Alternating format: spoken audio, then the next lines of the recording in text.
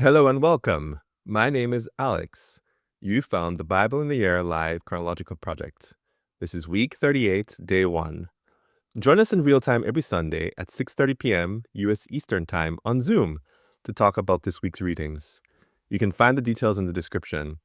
Today, we're reading from the CSB version. Let's begin. Ezekiel 44.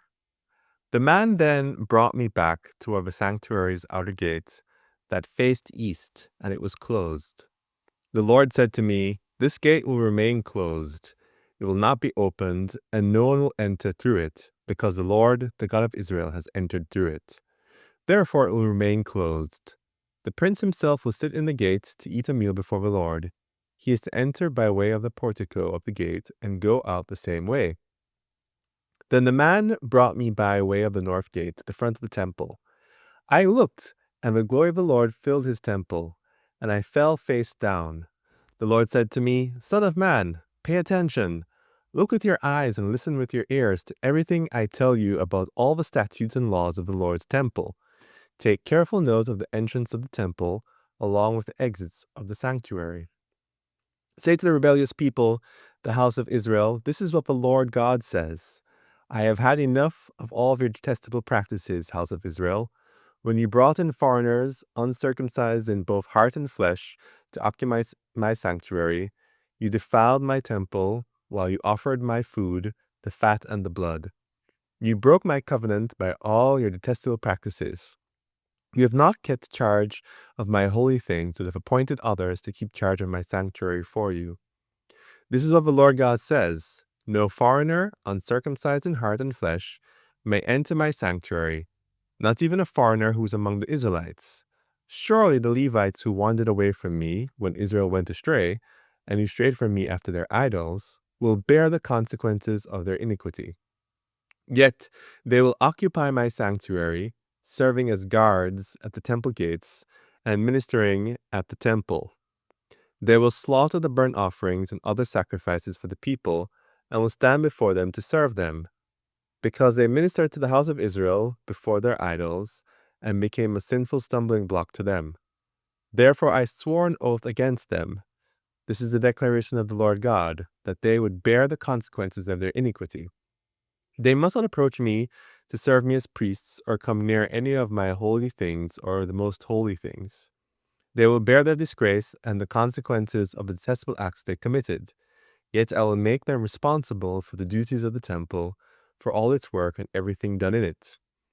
But the Levitical priests, descended from Zadok, who kept charge of my sanctuary, when the Israelites went astray from me, will approach me to serve me. They will stand before me to offer me fat and blood. This is the declaration of the Lord God. They are the ones who may enter my sanctuary and approach my table to serve me. They will keep my mandate. When they enter the gates of the inner court, they are to wear linen garments.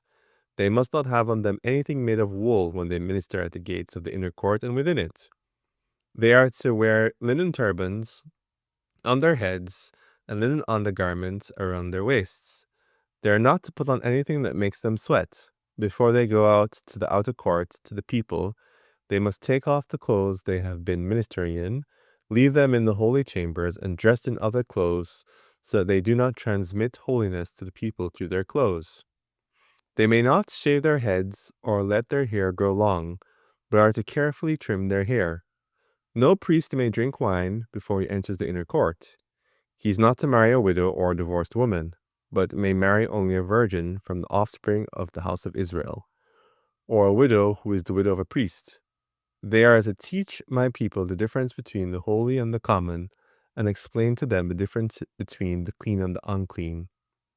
In a dispute, they will officiate as judges and decide the case according to my ordinances. They are to observe my laws and statutes regarding all my appointed festivals, and keep my Sabbaths holy.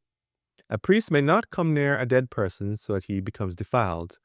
However, he may defile himself for a father, a mother, a son, a daughter, a brother, or an unmarried sister. After he is cleansed, he is to count off 7 days for himself. On the day he goes into the sanctuary, into the inner court to minister in the sanctuary, he is to present his sin offering.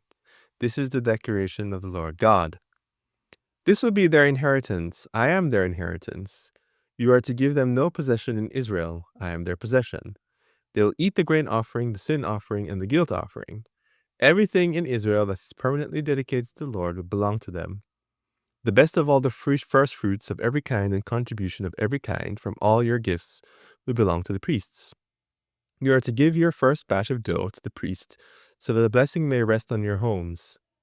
The priests may not eat any bird or animal that died naturally or was mauled by wild beasts. Ezekiel 45. When you divide the land by lot as an inheritance, set aside a donation to the Lord, a holy portion of the land, 8 1/3 miles long and 6 2/3 miles wide. The entire region will be holy. In this area, there will be a square section for the sanctuary, 875 by 875 feet, with 87.5 feet of open space all around it. From this holy portion, you will measure off an area 8 1/3 miles long and 3 1/3 miles wide, in which the sanctuary, the most holy place, will stand. It will be a holy area of the land to be used by the priests who minister in the sanctuary, who approach to serve the Lord. It will be a place for their houses, as well as a holy area for the sanctuary. There will be another area 8 1/3 miles long and 3 1/3 miles wide for the Levites who minister in the temple. It will be their possession for towns to live in. As the property of the city, set aside an area 1 2/3 miles wide and 8 1/3 miles long, adjacent to the holy donation of land. It will be for the whole house of Israel, and the prince will have the area on each side of the holy donation of land and the city's property, adjacent to the holy donation and the city's property, stretching to the west on the west side and to the east on the east side.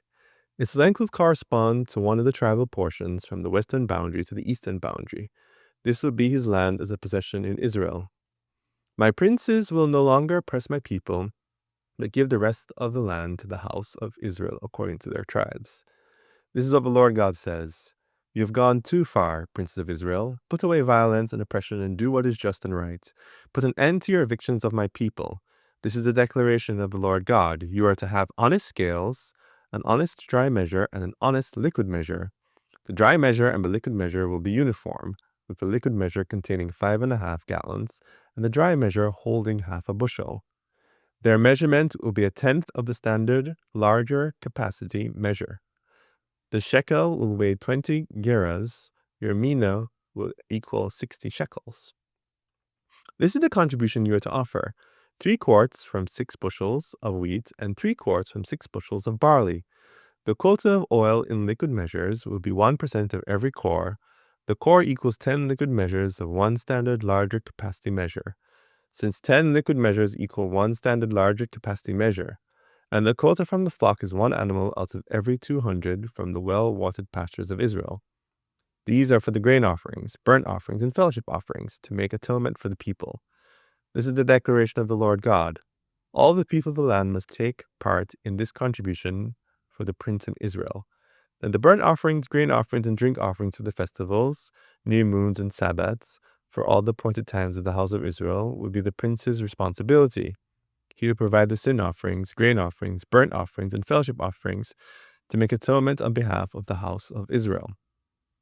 This is what the Lord God says. In the first month, on the first day of the month, you are to take a young, unblemished bull and purify the sanctuary. The priest is to take some of the blood from the sin offering and apply it to the temple doorposts, the 4 corners of the altar's ledge, and the doorposts of the gates of the inner court. You are to do the same thing on the 7th day of the month for everyone who sins unintentionally or through ignorance. In this way, you will make an atonement for the temple.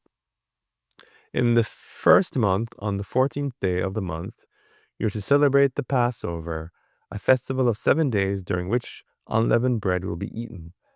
On that day, the prince will provide a bull as a sin offering on behalf of himself and all the people of Israel. During the 7 days of the festival, he will provide 7 bulls and 7 rams without blemish as a burnt offering to the Lord on each of the 7 days, along with a male goat each day for a sin offering. He will also provide a grain offering of half a bushel per bull and half a bushel per ram, along with a gallon of oil for every half bushel. At the festival that begins on the 15th day of the 7th month, he will provide the same things for 7 days. the same sin offerings, burnt offerings, grain offerings, and oil.